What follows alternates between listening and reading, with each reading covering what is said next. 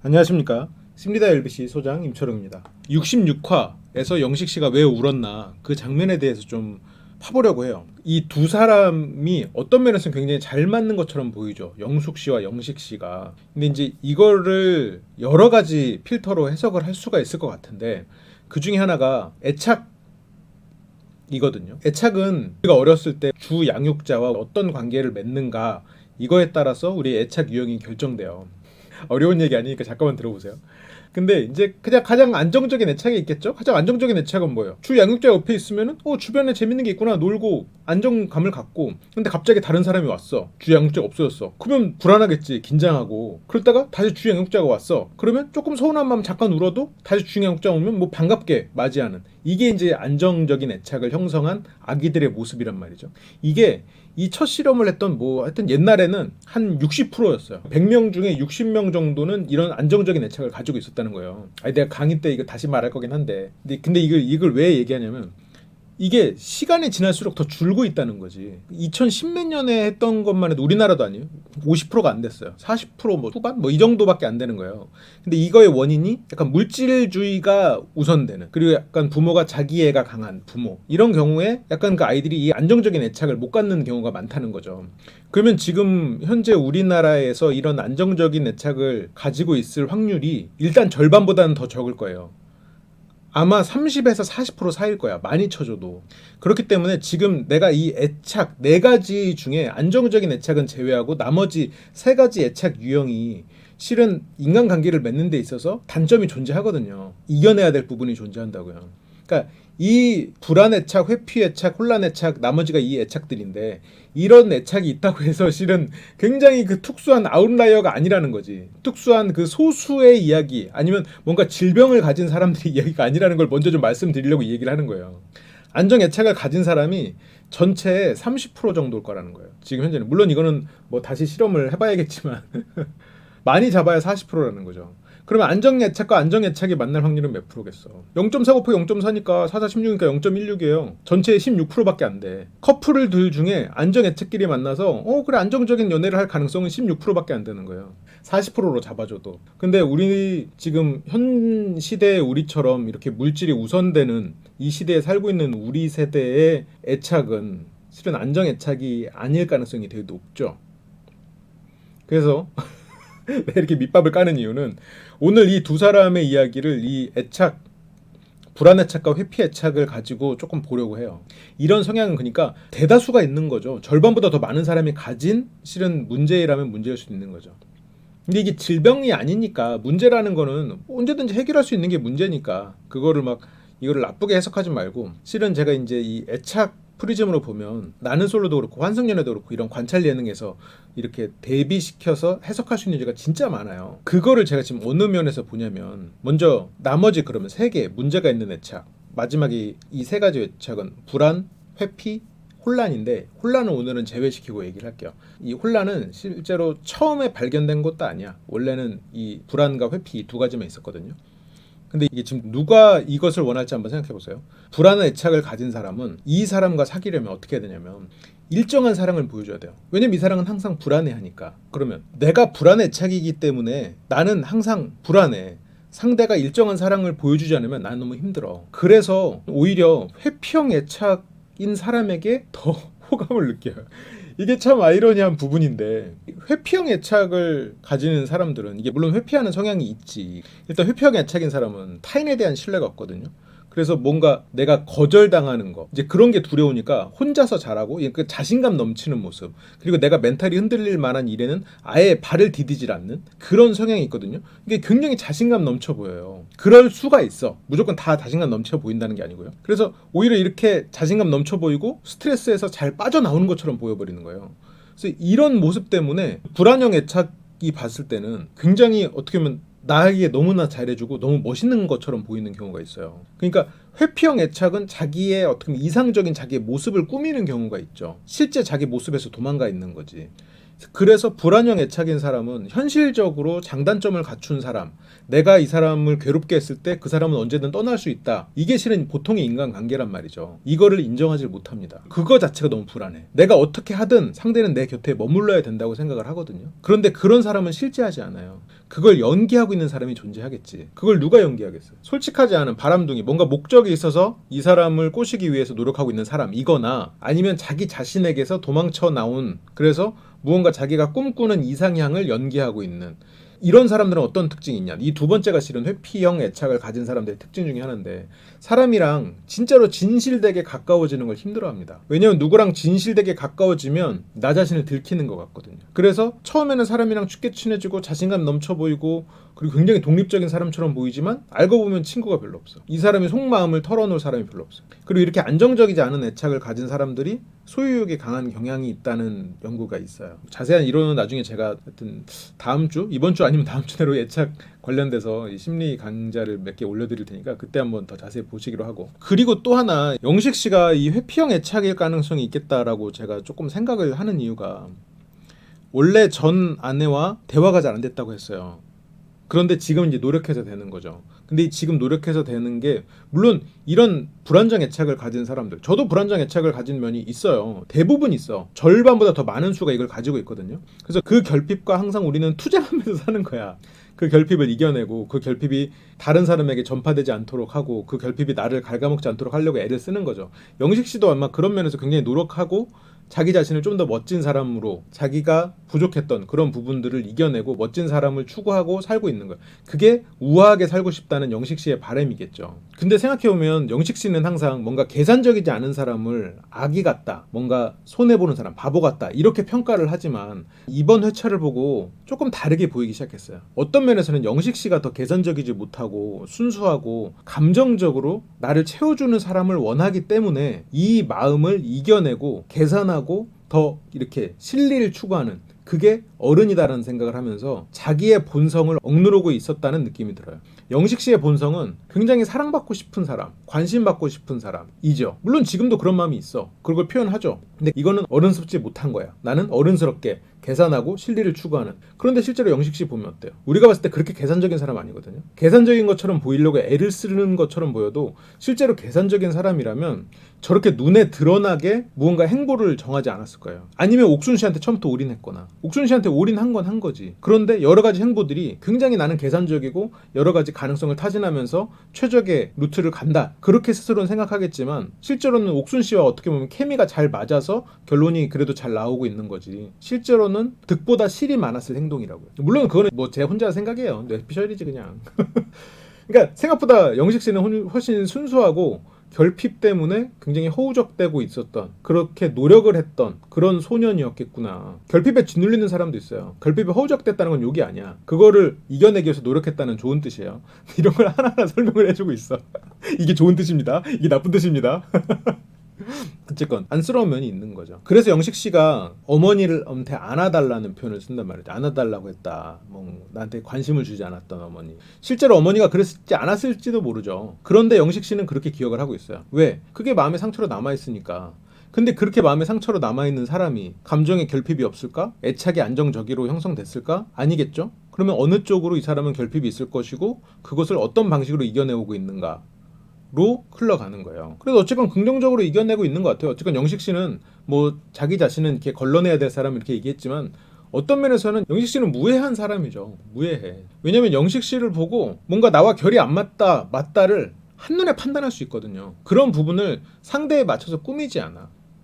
그리고 사람이랑 가까워지기를 애초에 원하지를 않아요. 근데 그건 뭐 영식 씨의 특성이라기보다는 이런 회피형 애착을 가진 사람들의 특성이긴 한데, 그러면 다시 영숙 씨와 영식 씨 장면으로 돌아가서 두 사람이 서로가 바라는 사람이 같아서 감동을 하고 공감을 하잖아요. 그러면 애착을 잠깐 이제 떼놓고, 그게 실은 두 사람이 어떻게 보면 끌렸고 실은 두 사람은 어쨌건 결핍을 가진 사람들이고 뭔가 위로를 원하는 부분, 아니면 굉장히 안정적인 사랑을 원하지만 그런 안정적인 사랑을 봤을 때 그 사람은 평범하기 때문에 나에게 온전한 사랑을 못 줄 거라고 그렇게 오해해버리는 그런 면들이 존재하죠. 그런데 그걸 이제 차치하고 그 장면으로 돌아가서 좀 생각을 해보자고요.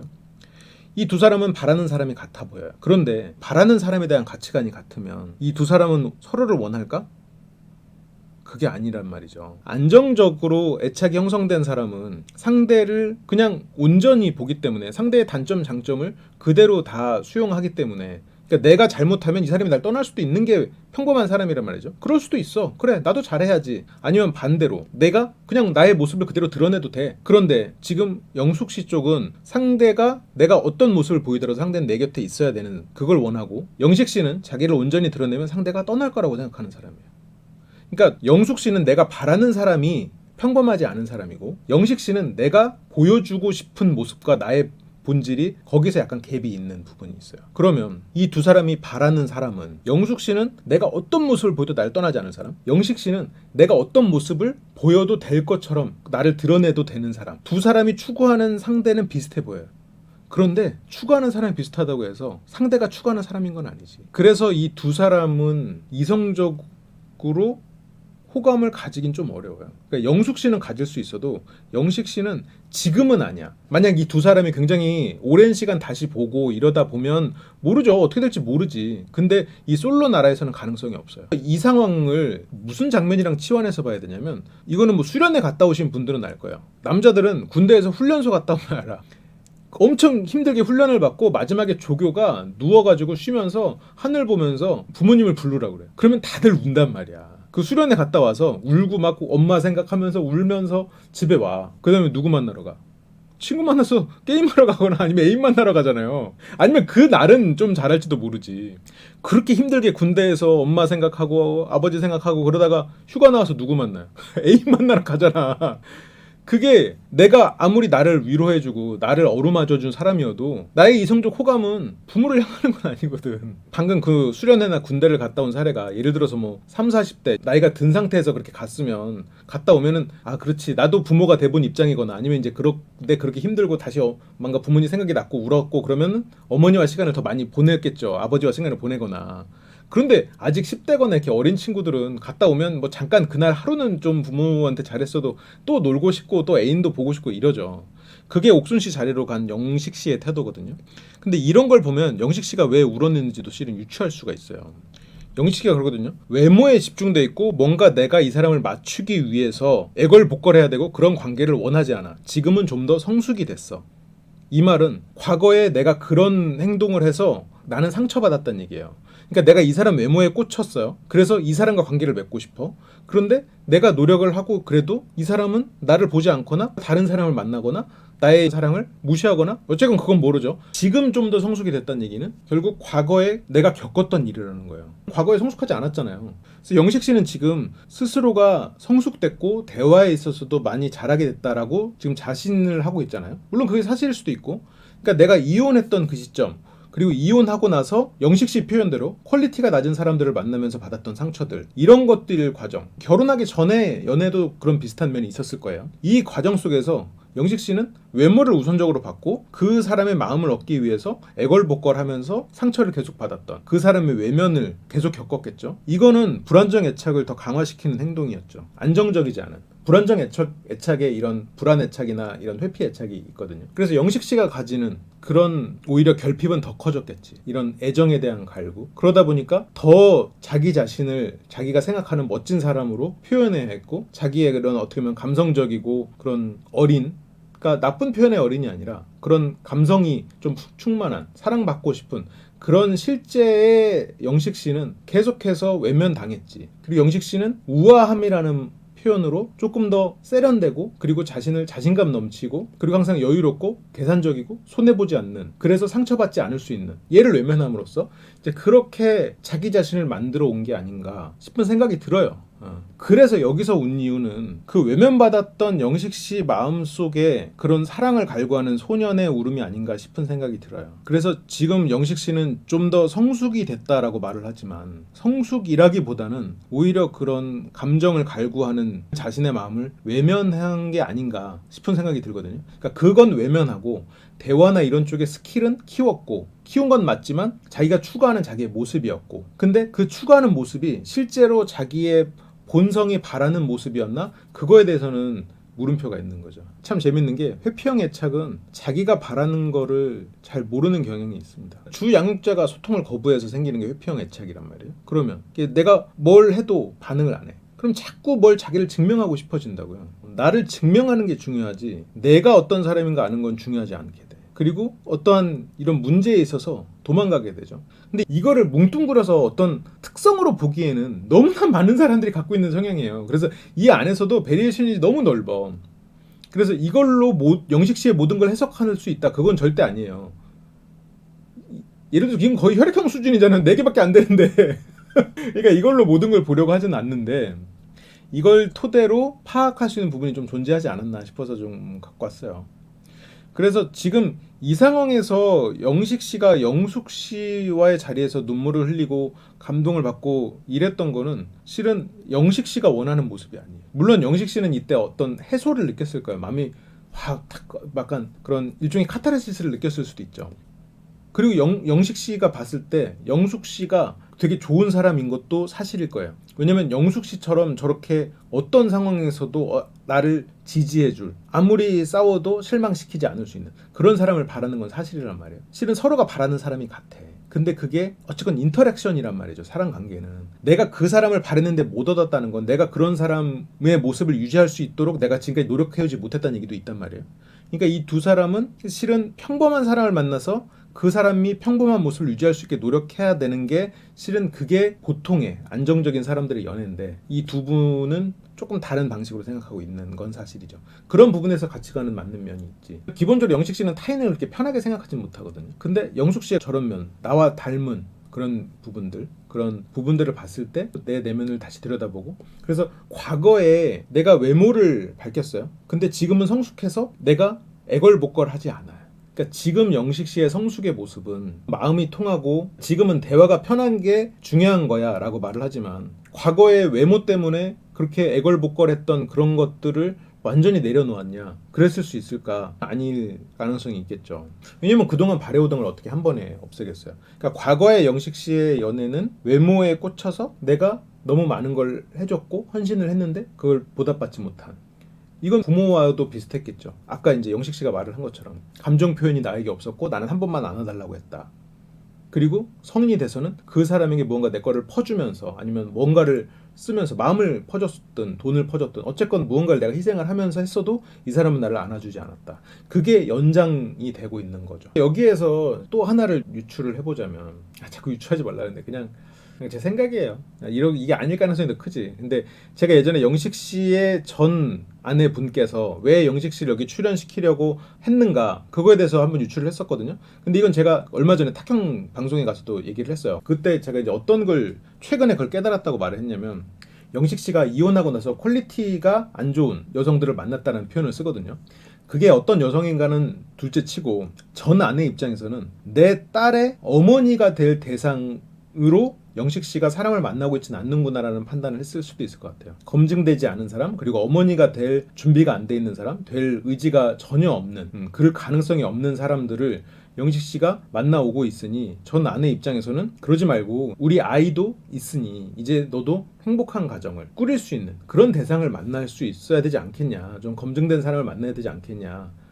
라는 의미로 출연을 얘기한 것 같기도 해요. 그러니까 그만큼 영식 씨는 그런 애정을 갈구하는 사람이지. 근데 막상 정말로 이 사람이 내 가족이 된다고 하면 두려움도 있을 거예요. 그러니까 오히려 더 가벼운 관계를 선호하고 근데 아버지로서 영식 씨는 그런 가벼운 관계를 해서는 안 된다고 생각한단 말이죠. 그런데 이 소년 내 결핍을 가진 영식 씨의 마음은 그런 가벼운 관계를 더 선호한단 말이에요. 이 안에서 모순이 있어. 그러니까 그거에 대해서 절충점을 찾아야 되죠. 영식 씨는 실은 영숙 씨 같은 분을 젊어서 만났어도 결혼으로 가긴 쉽지 않았을 거예요. 오히려 지금 나이에서 만났으니까 두 사람이 더 대화도 통하고 오히려 더 가까워질 수 있는 여지가 있는 거라고 보거든요. 그러니까 영식 씨가 추구하는 바는 조금 더 가벼움이죠. 자기 자신을 드러내는 걸 두려워하니까. 그러니까 제가 이거는 영식 씨를 뭐 이렇게 나쁘게 말하려고 하는 게 아니라 영식 씨의 내면이 그렇게 상처받았구나. 실은 이런 상처는 우리가 되게 공감할 수 있는 부분이거든요. 근데 영식 씨가 어떻게 보면 이런 부분들을 되게 싫어할 수도 있어. 그 방송 나올 때도 난 되게 웃었는데 막 브랜드 이름을 막 나열하면서 그걸 편집하기를 원하더라고요. 근데 오히려 영식 씨가 그런 눈물을 흘리는 그런 장면들은 영식 씨에 대해서 사람들이 굉장히 공감하고 저런 면이 있는 사람이구나 하면서 오히려 더 좋아했을 거라고 생각하거든요. 그리고 오히려 저 장면 때문에 이 나는 솔로에서 혹시라도 커플이 안 되거나 나중에 이제 누군가와 커플이 됐다가 이별을 하더라도 좋은 사람을 만날 수 있는 가능성이 더 열릴 거라고 생각하거든요. 왜냐면 저 장면이 어떻게 보면 영식 씨의 진솔함을 드러냈다고 생각해요. 근데 그 진솔함 이면엔 그 진솔함 때문에 그동안 고통받아왔던 부분도 있는 거지. 그리고 고통받아 왔기 때문에 오히려 뭐 영철 씨나 이런 사람들에 대해서 뭐 안 좋게까지는 아니지만 그냥 좀 약간 그렇게 해서는 안 돼라는 식으로 뭐 현숙 씨한테도 아가야라는 표현을 쓰고 뭐 영자 씨한테도 머리다는 표현을 쓰고 실은 자기 자신의 그런 면이 싫은 거거든요. 그거를 이 장면에서 저는 좀 느껴지더라고요. 아, 영식 씨는 자기 자신의 그런 순수한 면을 되게 싫어하는구나. 근데 영식 씨 안에는 그 순수함이 있더라고요. 순수함이라고 해야 될까요? 그 결핍이 있는 거지 실은. 그런 면에서 어떻게 보면 아, 영식 씨가 많이 노력하면서 살고 있구나. 근데 약간 저 노력의 방향을 조금 틀어야 되는 면이 있지 않을까? 그런 생각을 좀 하면서 봤어요. 그리고 영식 씨가 이 성숙해졌다라고 표현하지만 실제로 이성관계에 있어서 성숙도는 아직은 조금 더 많은 부분을 노력해야 될 것 같은 여지가 있는 게 예를 들어서 전기수에서 광수 씨가 이 영숙 씨와 옥순 씨 사이에서 고민을 할 때는 제가 단호하게 얘기했잖아요. 광수 씨는 설렘과 편안함 사이에서 편안함을 선택할 겁니다. 설렘을 선택하지 않습니다. 그래서 여러 가지로 그냥 광수 씨는 이미 결정했습니다라고 얘기했잖아요. 굉장히 예측이 쉬운 사람이거든요. 근데 한편으로는 영식 씨도 예측이 쉬운 사람이에요. 쉬운 사람이 됐어 이제는. 영식 씨는 설렘과 편안함 사이에서 뭘 고를 사람일 것 같아요? 답이 나왔지. 설렘을 고를 사람이에요. 영식 씨가 생각하는 이 편안함, 우리가 생각하는 일반적인 편안함은 서로가 장단점 알고 내가 온전히 나를 드러내는 그게 편안함이잖아요. 근데 영식 씨는 단지 설렘을 추구하기 때문에 편안함보다 설렘을 쫓는 건 아니에요. 편안함이 두려운 사람이야. 편안함이라는 건 나를 오픈해야 되거든요. 그 오픈을 두려워하는 사람이거든요. 그게 우아하게 사는 것과는 충돌해. 영식 씨가 생각하는 우아함과 편안한 관계가 충돌해버려요. 그러니까 그거를 잘 융화시키는 그 마음이 좀 필요할 것 같아. 근데 그거를 뭐 내가 영식 씨한테 이러면 것 같아라고 해도 나도 노력하고 살고 있는데 나도 아직 답을 못 찾았는데 그걸 뭐라고 말을 어떻게 하라 이렇게 말해도 되게 오만한 얘기지. 근데 그냥 아 그러지 않을까 그냥 그런 정도로 그냥 들려주는 거죠. 뭐 내 얘기지 뭐.